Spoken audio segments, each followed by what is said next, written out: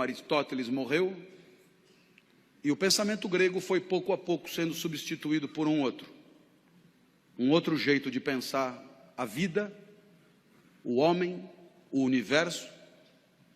E esse outro jeito também tinha um grande líder, um grande mestre espiritual, chamado Jesus. Jesus nasceu em Nazaré, 350 anos depois de Aristóteles. Aristóteles, você sabe, era grego, estudou na academia de Platão. Jesus era judeu e se formou no judaísmo. Aristóteles tornou-se um subversivo na academia. Jesus tornou-se um subversivo no judaísmo. Jesus disse coisas que ninguém tinha dito antes.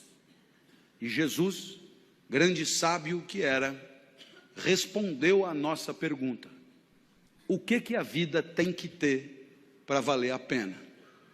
E a resposta de Jesus é impactante até hoje. Por mais que vivamos numa sociedade de cultura cristã, a resposta de Jesus, quando anunciada com clareza, produz extraordinário impacto nos espíritos de quem ouve.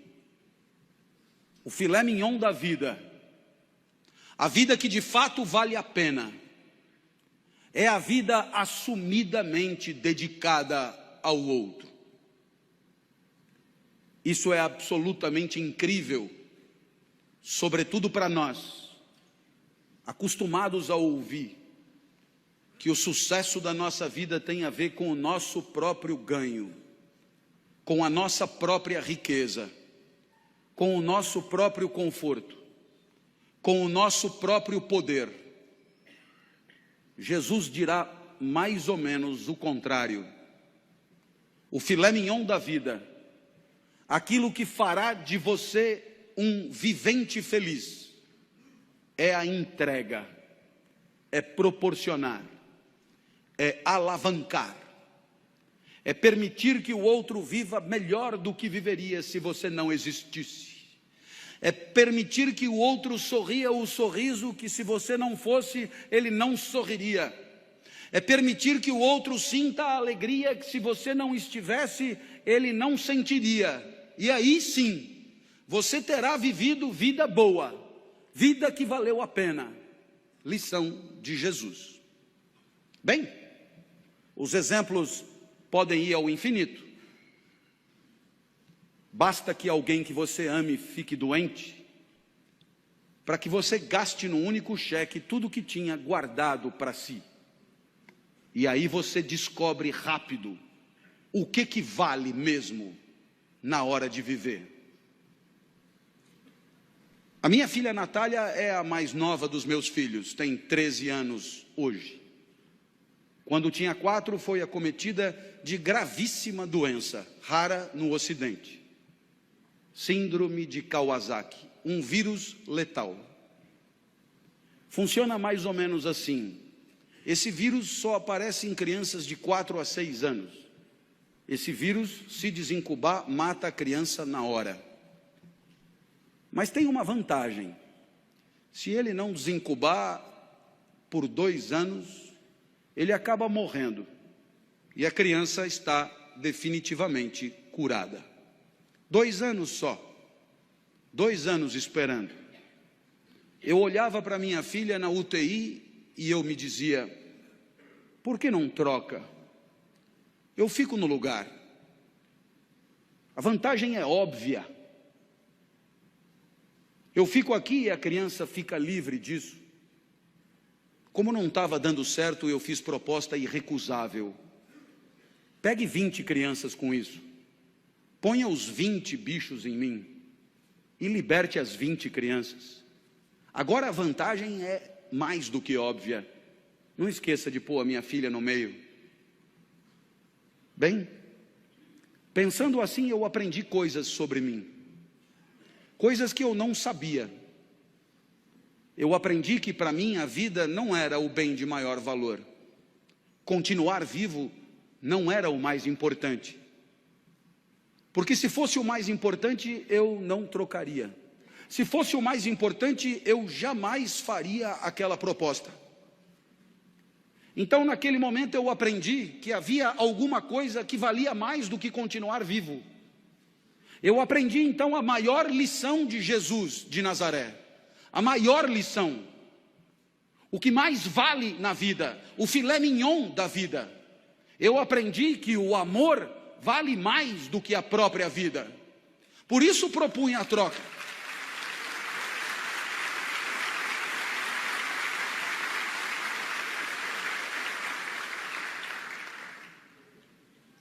Mas é claro que por onde você andar, você encontrará o mesmo fenômeno. Pessoas desesperadas lutando para diminuir o sofrimento de quem sofre. Na Boate Kiss em Santa Maria, nos desmoronamentos em Petrópolis e Teresópolis, nos incêndios em São Paulo, pessoas completamente despreparadas se atiravam no perigo em nome da proteção da vida alheia. Você encontra isso por onde você andar. Para desdramatizar, minha filha completou 13 anos em maio, e ela virou para mim e falou: papai, ela está completamente curada, portanto, e ela falou: papai, eu queria comemorar meu aniversário em casa, queria mostrar minha casa para os meus amigos, você deixa? A minha filha sempre pede tudo para mim, porque de mim ela sabe que ela tira tudo que ela quer, depois ela só comunica à mãe. Eu já falei com o papai e ele já deixou. Vieram 39, subiram no mesmo elevador, invadiram o apartamento no mesmo segundo. E quando eu vi aquele enxame de criança entrando em casa, me lembrei de uma poetisa búlgara que dizia mais ou menos assim: criança pequena é como água, ocupa todos os espaços. Eu me tranquei no quarto, mas a poetisa tem razão, todos os espaços. Papai, queremos brincar aí também. Minha filha, para onde você quer que eu vá? Você não gosta tanto da padaria? Vai para a padaria e espera lá, leva o celular que eu te aviso. E aí eu te pergunto, que espécie de idiota passaria 3 horas de sábado numa padaria, esperando que uma criança o autorize a voltar para sua própria casa? Esse idiota somos todos nós, não somos? Que um dia percebemos que o sorriso da criança amada vale qualquer padaria. Minha filha me autorizou a voltar, e quando eu cheguei em casa, porque ela é muito legal, ela virou para mim e disse: papai, muito obrigado por ter deixado, eu me diverti muito. Eu sou emotivo, rapidamente as lágrimas brotam, e ela continuou então inapelável: eu queria te dizer mais uma coisa, eu adoro ser sua filha. Nossa, eu para ouvir aquilo passaria uma semana na padaria. Eu acho que eu abriria uma padaria. Nesse momento você poderia imaginar que o exemplo de Jesus encontra abrigo em situações de afetos familiares. E você poderia imaginar que aqui é trabalho, evento profissional, competidores à flor da pele, com sangue no olho e faca nos dentes. A lição de Jesus não encontraria lugar aqui. Eu tendo a discordar. Há 30 anos, como professor universitário, me perguntam por que escolhi essa profissão. E eu costumo brincar dizendo que Jesus explica. Porque se a vida boa é a vida dedicada aos outros, se o filé mignon da vida é a vida onde cada jaula e cada caloria é destinada a alegrar quem está na frente, se a vida boa é a vida em que o outro e o seu desabrochar são o maior valor, admita que a minha profissão é imbatível. Tudo é pelo aluno, é para o aluno, é em função do aluno. É o aluno que aprende, é o aluno que se forma, é o aluno que se capacita, é o aluno que se prepara, é o aluno que se posiciona no mercado, é o aluno que volta para você depois que está trabalhando para continuar estudando. Tudo é por ele, cada aula preparada, cada livro escrito, cada ensinamento dado é para que ele possa pensar melhor e viver melhor. Nada volta, nem salário tem. É evidente que é pelo aluno.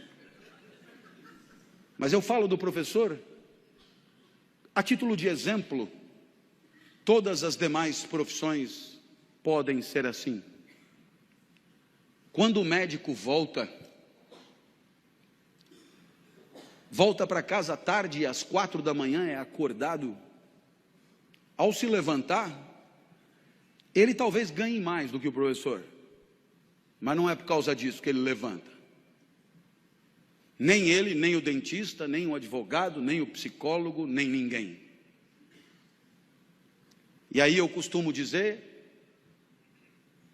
disse até uma vez num evento de mídia que depois na internet atravessou o país, que trabalhar é quebrar o galho de alguém.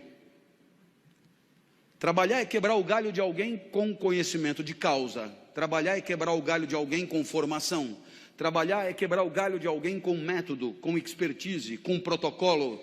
Mas trabalhar é, antes de tudo, quebrar o galho de alguém. Feliz daquele que consegue enxergar na alegria do outro o resultado das suas ações, do seu investimento, da sua dedicação e do seu empenho.